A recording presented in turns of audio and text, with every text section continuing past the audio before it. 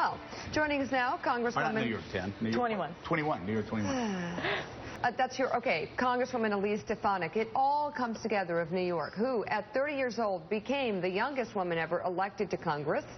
Later today, she will be chairing a Republican Policy Committee hearing, Millennials and the GOP, and it's great to have you on the set with us. Let's talk about your district first. Obviously, you talked to law enforcement last week. They told you that they expected some breaks and they got them.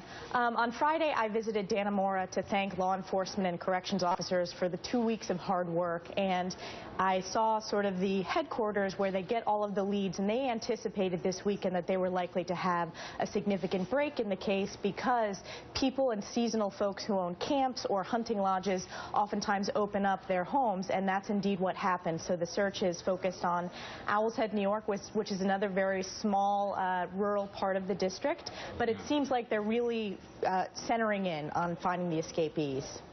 They're getting close. I mean, they have a couple of different clues. So your district overall, first of all, how's it going as a young woman trying to make waves on Capitol Hill? Any challenges? It's going great. You know, the first time that I met both of you, Joe and Mika, it was during orientation, I think. In the hall.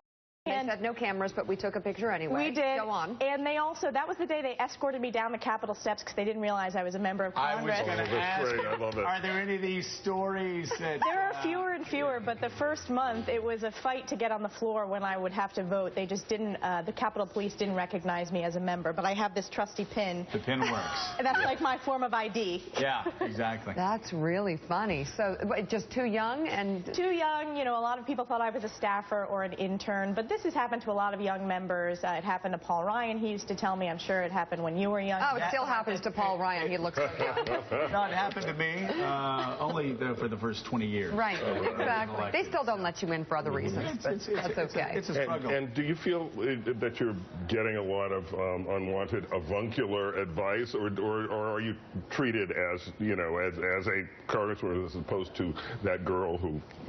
I'm definitely treated as a peer, and I have great committee assignments. I got my top 2 choices, House Armed Services Committee and Education and Workforce. And I think that the GOP leadership in particular has recognized that we have to do better in communicating our message to millennials and young women. So I think I've had more opportunities than a typical freshman, which is really important for my district. My constituents know that I'm going to Washington not to be a backbencher, but to be part of the decision-making from day one. What, if anything, has been most frustrating for you? Most frustrating, I would say, is the pace of policymaking. I think it's just inherent in the process with the House and the Senate, and even though Republicans have won back the Senate, both institutions have a different set of rules. So for those of us on the House side, sometimes we get frustrated with the Senate. But if you compare that to last session under Harry Reid's leadership, we've gotten a lot more done working with the Senate controlled by Senator Mitch McConnell. So let's talk about millennials up for grabs. It's funny, you know, in the 1970s after Watergate and Vietnam, Republicans lost millennials forever. Then Ronald Reagan, this old actor, wins young voters. And then Republicans figure out a way to lose young voters again. And then Barack Obama in 2010, we're supposed to have lost millennials forever. Then I guess in 10 and 14, we did well with millennials. They are a group that are up for grabs. What do Republicans have to do better, especially in presidential elections? So first we have to identify millennials as an important voting bloc. Millennials in May, for the first time, make up the largest generation in our workforce. And with that, we bring different characteristics, yes. That is frightening. It's positive. Millennials are disrupting the private sector. We're changing institutions. That is really frightening. There's a lot of Xbox and fantasy football. No, it's exciting to me. Millennials, just look at what they've been able to do in different industries. That change hasn't come to Congress, and we need innovative solutions. But our policies of limited government, of bottom-up organic economic growth instead of top-down, that should resonate with millennials. So as a party, we need to make that case going into 2016. Aren't there issues, though, gay marriage and other social issues in which really the Republican Party is out of step with millennials and needs to get in step if it's going to get those votes? And I was going to say, you could look at all of our sons, regardless of our politics, they're all libertarians. Hey, I want more of my paycheck and stay out of my bedroom. We need to be a big tent party going into 2016, and there's no doubt about it. The polling in regards to marriage equality has shifted at historic levels.